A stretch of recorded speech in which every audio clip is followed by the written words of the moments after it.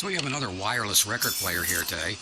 This is a Wilcox Gay A95, and this was manufactured in 1941. It is a 78 RPM, of course, only.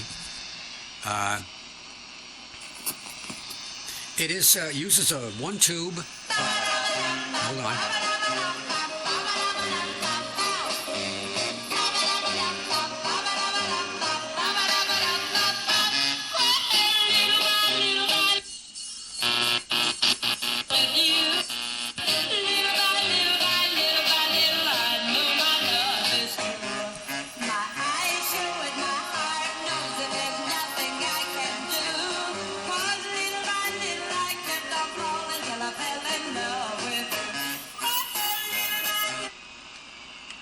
Anyway, that's it.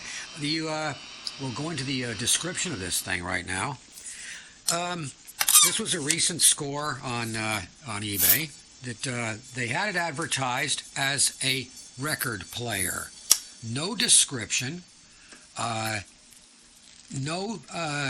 said it works, and of course I knew they were lying, and they were.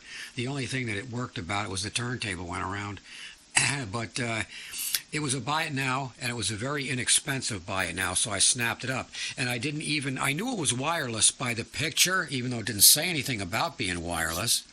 I just said, okay, we're going to go for it.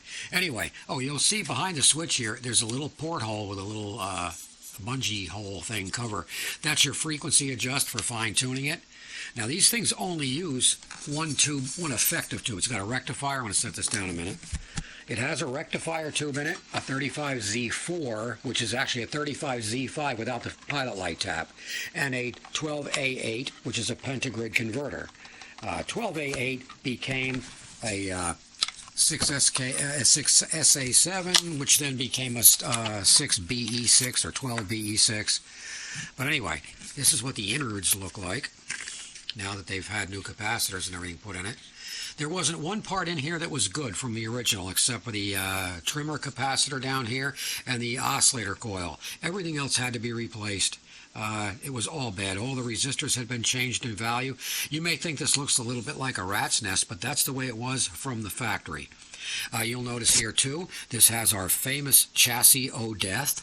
It has a line from the line cord directly to the chassis, so it's ready to electrocute you. This is the one you want to give somebody you want to take care of, give it to them when they're taking their bath, and finish them off.